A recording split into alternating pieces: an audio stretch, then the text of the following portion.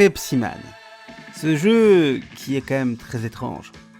Il s'agit d'un jeu promotionnel pour la marque de soda Pepsi, connue pour une difficulté hallucinante et un scénario très étrange à base de Pepsi Man, la mascotte japonaise de la marque Pepsi qui veut hydrater les honnêtes citoyens.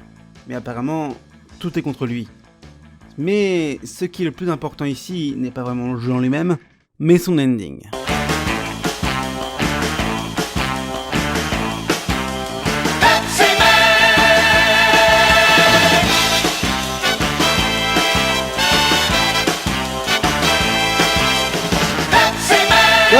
Stop, arrêtons-nous, stoppez tout. Arrêtons-nous sur les noms qui apparaissent sur cet écran. Déjà, le premier nom qui me saute à l'esprit est Takeshi Abo.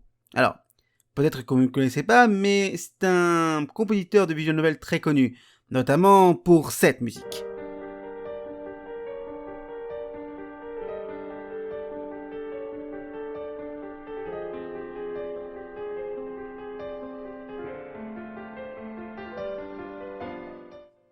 Mais aussi pour beaucoup d'autres musiques liées à la série des Science Adventure. Il est noté en tant que celui qui a fait les bruitages du jeu, mais il est maintenant connu comme étant un compositeur connu dans l'univers des visual novels. Ça reste donc dans le même univers de travail. Par contre, la personne d'avant est encore un peu plus surprenante, sachant qu'il s'agit d'un homme noté comme étant un game designer, mais connu à présent en tant qu'un écrivain et directeur de jeu, donc peu de côté liés au développement en soi-même. Oui, vos yeux ne vous trompent pas. C'est bel et bien Kotaro Uchikochi. Oui, le même Kotaro Uchikochi qui est connu pour ce genre de jeu.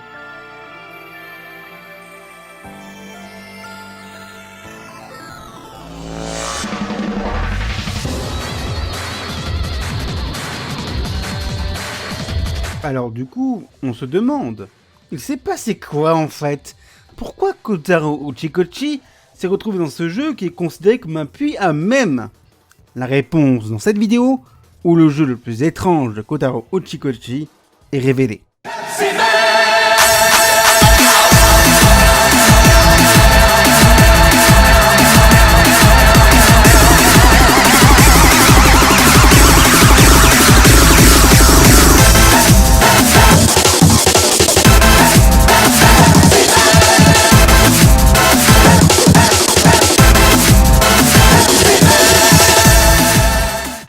Avant de revenir réellement à Uchikochi, parlons rapidement de Pepsi Man. Qu'est-ce que cet ovni des mascottes japonaises? Cette mascotte apparaît pour la première fois aux alentours de 1994 dans des pubs japonaises de la marque Pepsi. Pepsi Man délivre une âme en peine qui recherche de la boisson avec un Pepsi avant de se faire mal. Le héros un peu maladroit qui est en partie repris d'ailleurs dans l'introduction du jeu. Mais justement, d'où est venue l'idée de créer ce jeu? Tout simplement parce qu'il était populaire au Japon. Ces pubs assez amusantes ont permis à Pepsi de décliner sa mascotte en figurines et en bouchons personnalisés.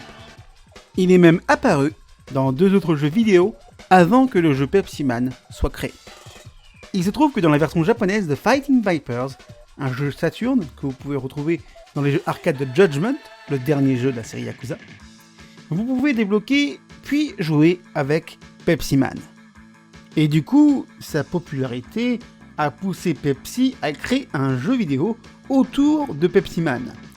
Le souci ici est le budget. Ils ne veulent pas mettre beaucoup d'argent sur ce jeu, bien évidemment. En plus, avec l'arrivée de la PS1 et de la Nintendo 64, les jeux en 3D sont souvent compliqués. Certains arrivent à transitionner, très bien.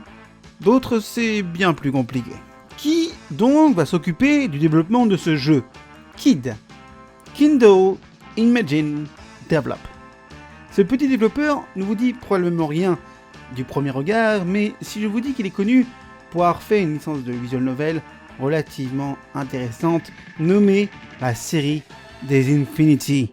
Oui, la création de Takumi Nakazawa est surtout un génie à l'écriture, il s'agit de Kotaro Uchikochi. Ça ne nous explique pas pourquoi Uchikochi apparaît en tant que développeur dans ce jeu, ou plutôt modeleur 3D, mais on considère développeur. Il se trouve qu'il a rejoint Kid l'année précédant la sortie du jeu, et apparemment, il n'a eu que très peu de choses à faire dans le jeu. D'après une interview qu'il a fait à Destructoid, il a dit, je cite, qu'il ne pense pas avoir contribué autant que ça à l'équipe puisque mon travail consistait à créer les wires, les structures pour les pierres, les barils, les motos et les hélicoptères. Il rajoute ensuite, je cite, qu'il était naïf à cette époque car il ne souhaitait pas se faire virer. Peu après, il commença à écrire pour la série des Infinity avant de sortir en freelance, faire quelques histoires, puis de rejoindre Shunsoft avec le succès qu'on lui connaît. Mais ça me paraissait un peu vague, il n'y a pas beaucoup d'informations. C'est là que j'ai découvert que Kotaro Chikochi avait fait il y a quelques années une interview dans un livre qui s'appelle The Untold History of Japanese Game Developers. Elle est citée dans la page Wikipédia, mais il a été dur de trouver l'interview en question. Mais j'ai pu la trouver, et dans cette interview, il parle justement plus en détail de ce jeu. Il dit qu'il crée seulement les polygones, les textures étant faites par une autre personne. Il s'occupait des événements qui étaient présents en fin de niveau. Vous vous rappelez de la grosse caisse de Pepsi qui vous suit à la fin du premier niveau, la forme principale? Eh bien c'est Uchikochi.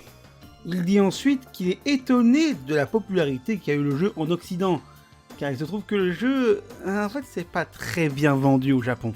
Car oui, Pepsi Man est un jeu PS1 qui est sorti qu'au Japon. Même si un éditeur occidental s'est dit intéressé par ce jeu, ce n'est pas allé très loin. Enfin, Uchikochi nous parle rapidement de l'acteur qui a fait ces mini-scènes pour le jeu. Pour lui, ces scènes ont été faites à cause du budget. Je cite, « Nous n'avions pas beaucoup d'argent et on a dû juste créer ces scènes low cost. » D'ailleurs, juste pour information, l'homme qui est l'acteur dans ces scènes s'appelle Mike Butters. Il a fait quelques scènes dans les films Saw. C'est bien après la sortie du jeu. Également, et c'est un point important à noter, Uchikochi dit dans cette interview qu'il est arrivé durant le développement du jeu Pepsi Man et qu'il comprenait pas trop qui avait eu le contrat pour faire ce jeu. Ce qui est plus étrange, c'est que Kid est plus connu maintenant pour ses visual novels que pour Pepsi Man. En effet, Kid est le développeur des Infinity et des Memories of. Malheureusement, Kid n'a pas survécu trop longtemps. L'entreprise fait faillite en 2006. Mais ce qui est le plus drôle, c'est que la majorité des personnes qui ont travaillé sur Pepsi Man ont eu de grandes carrières dans le domaine du jeu vidéo, notamment des visual novels. Comme quoi, les premiers jeux de certains développeurs et de certains créateurs de jeux peuvent être surprenants. Ça fait longtemps que j'avais envie de faire cette vidéo et enfin j'ai pu la faire parce que Uchikochi sort AI de Subliminal Files dans un mois et que j'avais envie vraiment de faire une vidéo autour de son passé ainsi que de son implication dans Pepsi Man. J'espère que cette vidéo vous aura plu. N'oubliez pas de commenter, liker et de partager la vidéo. Et on se retrouve bientôt pour de nouvelles aventures. C'était TGF, stay tuned for more. What was it me? Et à la prochaine les gens.